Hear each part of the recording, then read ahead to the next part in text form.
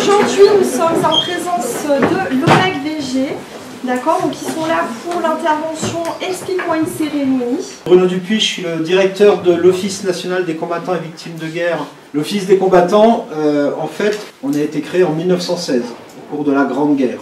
Il faut savoir qu'au cours de ce conflit, à l'issue, on déplore 1 400 000 morts côté français, soldats. Et à côté de ça, il y a en plus de 4 millions de blessés, 600 000 veuves de guerre, 1 million d'orphelins, c'est-à-dire des enfants mineurs qui vont être adoptés, qui vont devenir des pupilles de la nation. Et donc, en fait, à l'époque, si les femmes ont toujours travaillé, c'était l'homme qui ramenait les revenus dans le foyer. Alors le problème, c'est que quand ces soldats étaient tués ou blessés, c'était les revenus du foyer qui étaient directement impactés. Et donc l'État, à l'époque, nous a créés pour venir accompagner toutes ces familles touchées par la blessure ou par le deuil, pour les aider, pour permettre aux enfants de continuer à être scolarisés, à se soigner, à avoir un toit, à avoir un certain nombre de choses. Donc on a été créé directement par conséquence de la Grande Guerre. Et on existe encore aujourd'hui parce que malheureusement, après la Première Guerre mondiale, il y a eu une Deuxième Guerre mondiale avec autant de morts, de blessés, puis ensuite il y a eu ce qu'on appelait les guerres de décolonisation. Et puis aujourd'hui, on est, depuis la fin des années 60, dans la 4e génération du feu, ce qu'on appelle les OPEX, les opérations extérieures. C'est-à-dire qu'on a encore aujourd'hui, à l'heure où on se parle, des soldats français qui sont engagés aux 4 coins du monde, sous différents mandats de l'OTAN, de l'ONU, pour aider d'autres populations à se libérer de jougs, d'occupations, comme nos alliés nous ont aidés au cours des 2 premières guerres mondiales, par exemple. On est un établissement public, on est sous tutelle du ministère des Armées. Nous, on est personnel civil de la Défense. Le ministère des Armées, c'est environ 260 000 personnes. Il y a 200 000 militaires. Et puis environ 60 000 civils, comme moi, c'est pour ça que je ne suis pas en uniforme, civils de la défense, on est plus sur des métiers de soutien.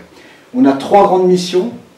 La première, c'est tout ce qui est ce qu'on va appeler reconnaissance et réparation, c'est-à-dire c'est nous qui faisons l'instruction des cartes et titres. En gros, l'attribution des cartes du combattant, l'attribution des mentions. Je ne sais pas si vous savez ce que c'est qu'une mention, mais par exemple la mention mort pour la France, qui date de 1915, c'est nous qui l'attribuons. La mention plus récente, mort pour le service de la nation.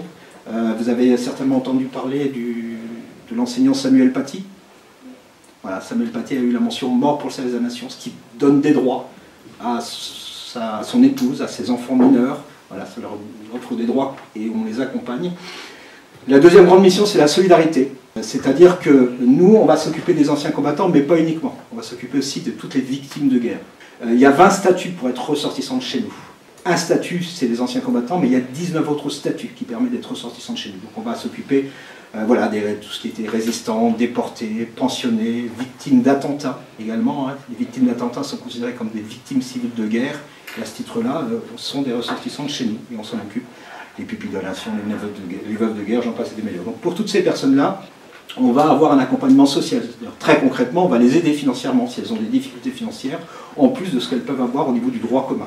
Et la troisième grande mission, c'est la mémoire, au sens à la fois mémoire de pierre, on entretient les nécropoles nationales, les hauts lieux de la mémoire nationale, les carrés militaires.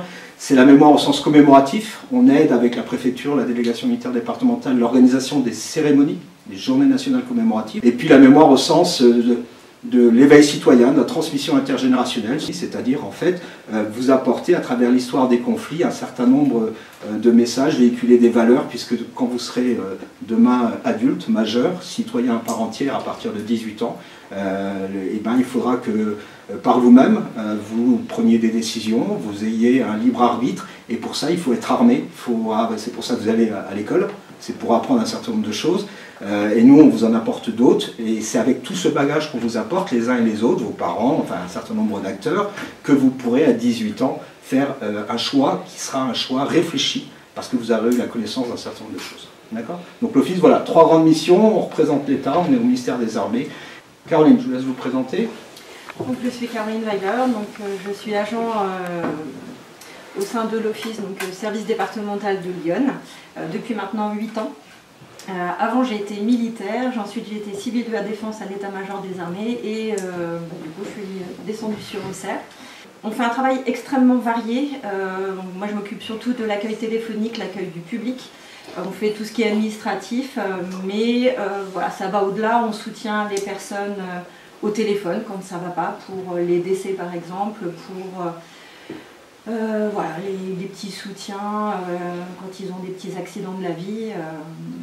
On fait vraiment beaucoup de choses et ce que j'aime bien, c'est venir vous voir, venir voir les élèves aussi et puis essayer de vous montrer ce qu'on peut faire, ce qu'il ne faut pas oublier surtout, puisque malheureusement l'histoire se répète, et éviter d'oublier.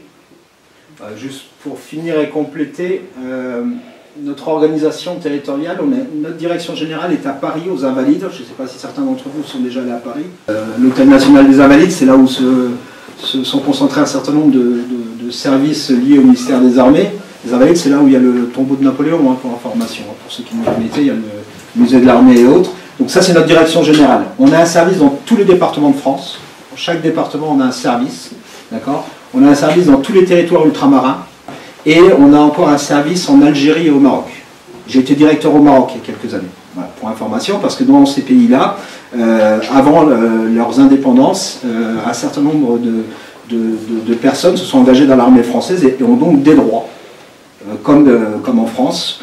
Et donc on a des services là-bas pour garantir que les droits auxquels ils peuvent prétendre sont assurés. Et dans tous les autres pays, c'est l'attaché de défense auprès de l'ambassadeur qui gère ces droits du monde combattant.